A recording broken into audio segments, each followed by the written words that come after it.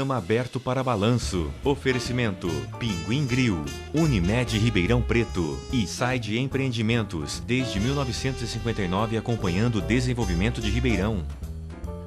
Olá, boa noite. Começamos mais um programa aberto para balanço, nossos programas das noites de sexta e sábado. E hoje eu quero começar o programa de uma maneira agradecendo a dona Toninha Sampaio, porque a gente recebe muitas mensagens pelo Facebook, por e-mail, por mensagens de texto, inclusive da semana passada que a gente recebeu duas pessoas interessantes, que foi o Jairo Balbo e o Caio Itaker. Mas a Toninha Sampaio me parou no elevador e fez umas colocações muito singelas, muito simples, mas muito de coração.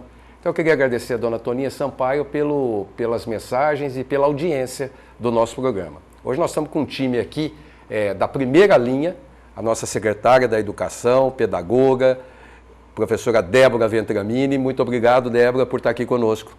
Obrigada a você, Edmo. É um prazer estar com essa turma aqui. Outra não menos bonita e elegante, Eliana Palocci, doutora Eliana Palocci. Muito obrigado por estar aqui conosco, Eliana. Eu que agradeço a oportunidade a você e a esse grupo tão maravilhoso que vamos conversar hoje. É isso aí. E aqui meu amigo Luiz Nicolau Batista, Lau Batista. Eu sempre falo que o Lau é publicitário e nunca vai deixar de ser publicitário. Quer dizer, Lau, obrigado por estar aqui conosco. Vamos falar de cultura, de educação e vamos falar também do livro da rua daqui a pouquinho. Eu é que agradeço, é um prazer estar aqui com todos e vamos conversar sobre o livro da Catedral também. Vamos lá. Professora Débora, é óbvio que eu tenho que perguntar, a educação tem jeito? A educação tem jeito, eu estou comprovando isso. Tá? É difícil, é complexo, há muita gente dando palpite naquilo que desconhece, mas eu estou com gente que também conhece. É um desafio, mas a gente realiza avanços. E temos muito que avançar, porque educação não é questão fechada, sempre questão aberta. E o diálogo é a grande chave. A educação tem jeito, estamos comprovando isso. Eliana, o ensino hoje, você que é uma pedagoga e doutora, é o mesmo do nosso tempo, é o mesmo de anos atrás? O que mudou? O que faz o ensino de hoje formar essa juventude que vem vindo aí? Nós precisamos lembrar que nós mudamos também, né? Historicamente, o mundo mudou, as crianças mudaram, a composição familiar também mudou. Então, é muito difícil e eu acho que até muito cheio de conflitos a gente responder para você de uma forma até maniqueísta, mudou ou não mudou. Nós temos um conjunto de conhecimentos que precisam ser construídos na escola e isso não mudou. Isso vem historicamente em todas as escolas. Porém, a metodologia usada, os recursos usados e até a dinâmica dos relacionamentos na escola, essa sim mudou e ainda precisa mudar muito. Nós temos que lembrar que uma criança de 2012, né, desse século, é uma criança conectada à internet, que ela tem acesso ao celular, ela tem acesso ao videogame, ela passeia pelas ruas e cruza com outdoors, ou seja, ela é bombardeada de informação. Há pesquisas que mostram que há uma década atrás as crianças ficavam concentradas em torno de 50 minutos em uma atividade, em um brinquedo, em alguma coisa que o professor desse.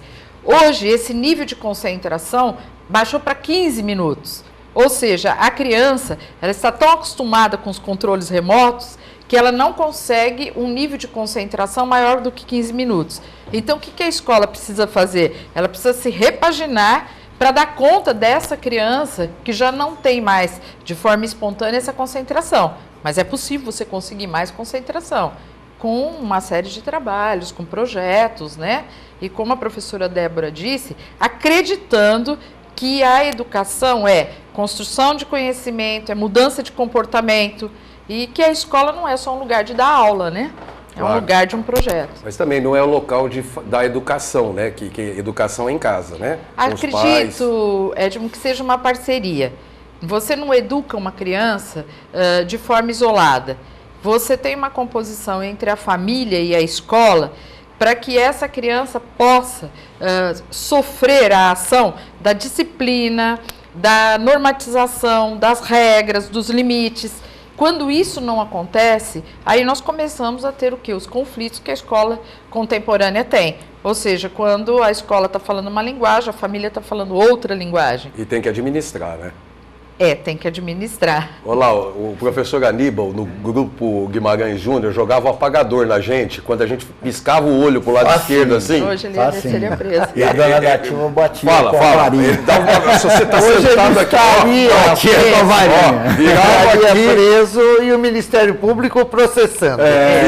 Virava o olhinho, aquele gifo no apagador lá na frente. Não é isso, professor Aníbal? Esse professor não existe mais. Essa sala de aula não existe mais. Exato. E este aluno também não existe mais. Tá? A dinâmica hoje, as relações, elas têm tanto movimento, tá? Que nós precisamos entender o que está acontecendo, especialmente na função social da escola. É o que eu gosto muito de discutir. Qual é o papel da escola, a função social da escola? Você levantou, Edmo, essa questão aqui.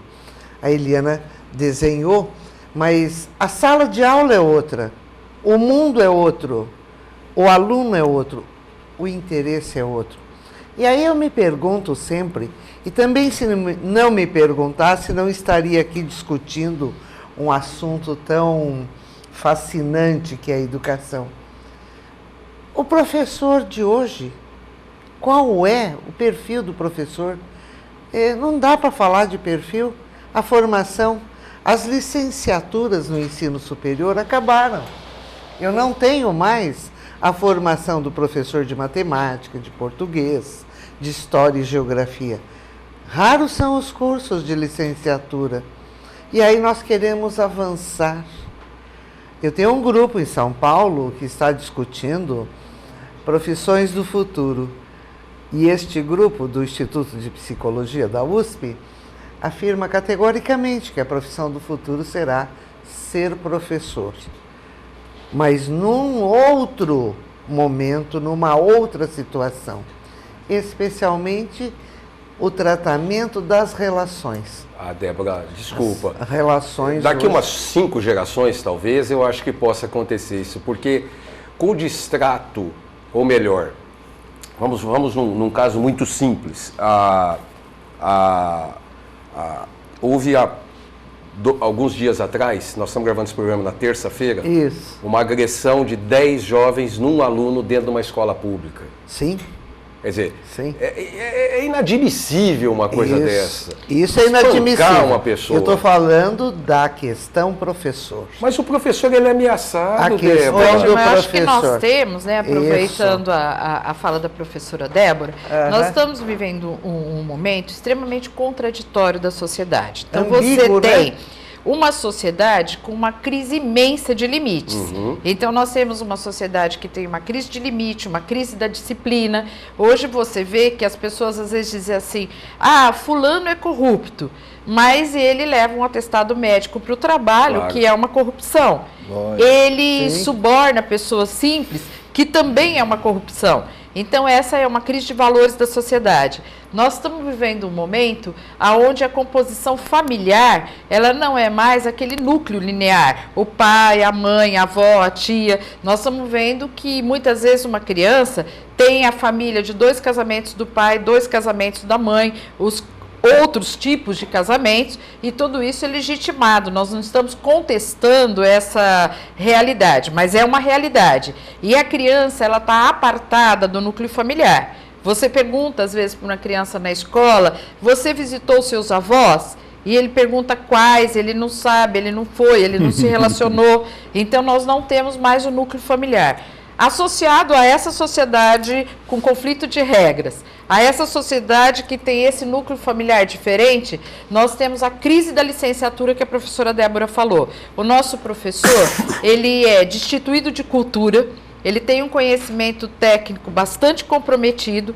Eu trabalho só com formação de educadores e cada vez mais a gente percebe que aquelas pessoas foram para a licenciatura sem saber direito o que era, encontraram cursos altamente deficitários que precisam ser fechados, não dá mais para se avaliar os cursos de licenciatura e não se tomar uma providência de fechar. Esse professor vai para a sala de aula como? Altamente despreparado. Ele é despreparado didaticamente, ele é despreparado do conteúdo. E quem que ele encontra? A criança fruto da sociedade e dessa família. E com uma variável, né, professora? E ele não dá conta. Ele não tem preparo terapêutico para lidar com Isso. situações de conflito. Mas eu só posso... Aí a gente diz assim, os alunos agrediram o professor. Isso não pode acontecer mesmo. Mas esse aluno é agredido diariamente com a aula mal dada. Ele é agredido com o descaso da família. Ele é agredido com a escola que não fala com ele. Aí você vai dizer assim, mas ele não fala com ele. Por exemplo, a professora Débora, ela criou um projeto pedagógico para o município, mas como ela vai ter controle de cada sala de aula, ou mesmo o Estado, com esse professor que está lá, concursado, e que ele não vai sair de lá daquela sala de aula e ele não muda o comportamento. Mas o que eu quero dizer, eu acho que a gente concorda em gênero, número, espécie e grau. Se a gente juntar o que nós falamos aqui até agora, inclusive do professor Aníbal, que jogava o apagador, isso é verdade, não é lenda? Ele estaria na cadeia hoje. Pois é. Mas o professor é só a ponta da história. Sim. É o final, é a ponta da história. Quando o que nós estamos concordando aqui é que existe uma sociedade frágil, uma educação familiar cada vez mais frágil, com certeza, onde os pais estão jogando a responsabilidade quase que totalmente para a escola da educação dos seus filhos, onde não tem segurança, onde existe droga, onde existe ameaça de vida, escolas aqui em Ribeirão Preto que são assaltadas à noite no fim de semana, e eu sei disso, que levam computadores, que levam não sei o quê, e o professor, por menor que seja o conhecimento dele, ele chega lá para dar aula com toda essa carga que vem vindo atrás dele. É isso que eu estou querendo dizer. Edmo, se eu pensar assim, eu vou embora, mas nem converso sobre o assunto. E acho que a Eliana também. Veja, isso tudo é motivo de debate. Isso tudo é motivo de inquietação para nós educadores. Não é uma questão resolvida, né? Não. E essa construção é o grande desafio. Então, quando eu falo da formação do professor, ela é a grande chave. Porque na função social da escola, o eixo disso chama-se professor, que é o conteúdo, o conhecimento. Trabalha bem o professor que tem conhecimento. E hoje é um problema essa aquisição do conhecimento, esse acesso. Mas aonde que trava? Onde é que trava? Trava. Por que o professor não consegue ter um nível que é necessário para ele entrar numa sala de aula? E por que ele entra sem ter esse nível? Eu gostaria de dizer para você, médicos, dentistas, arquitetos, engenheiros, advogados, todos passam pela mão dos professores. Todos. Todos nós passamos pela escola. Eu não gostaria de ter essa discussão linear. Eu quero discutir a função social da escola. Isso é que trata a educação. Sim. Que é todo um eixo de valores, de família, de meio ambiente, de valores de essência. Eu acho que a educação, a riqueza dela está aí, no debate, na questão dos conteúdos, na questão da conduta. Eu acho que se desgasta alguns termos, mas eu não responsabilizaria o professor. Eu acho que a sociedade, ela entra dentro da escola. Acho que nós vamos fazer, Débora, uma voltazinha. Nós tínhamos uma escola para poucos no Brasil. Isso. E em um determinado momento histórico, houve uma democratização do acesso, ou seja, mais pessoas foram para a escola. Aquela escola, que era uma escola para a classe média alta, para as elites, franca que vocês ela passou a ser uma escola popular. Isso é muito bom. Hoje nós temos quase 100% das crianças brasileiras na escola. Eu acho que isso foi o grande mérito, o grande avanço nosso. O que aconteceu? Pusemos todo mundo na escola e não temos o educador preparado para cuidar de todo mundo.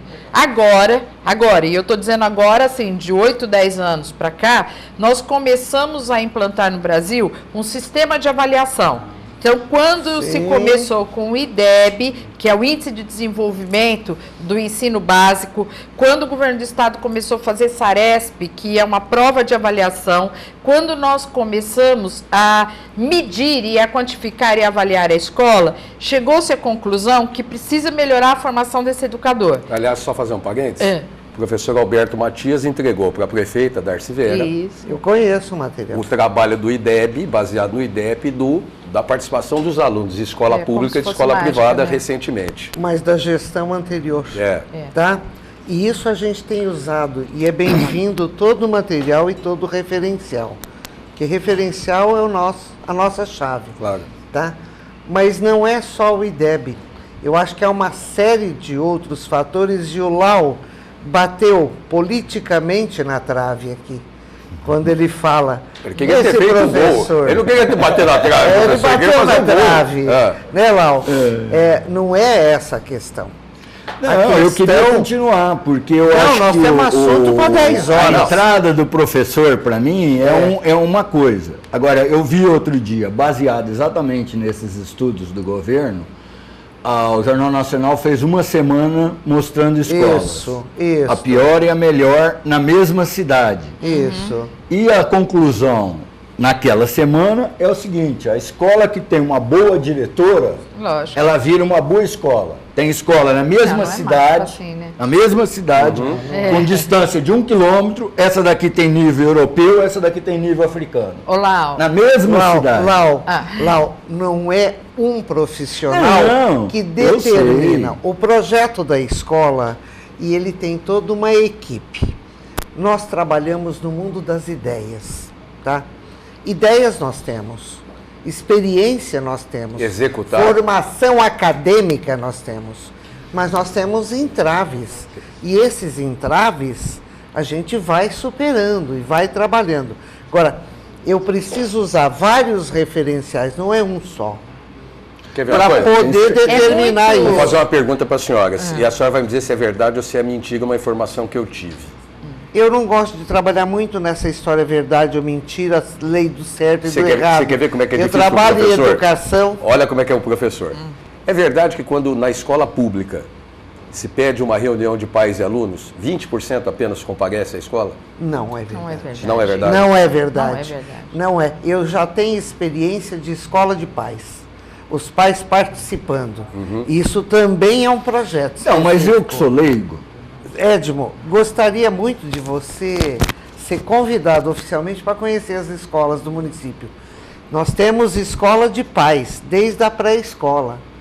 E a participação dos pais tem aumentado violentamente. Por quê? Porque há um interesse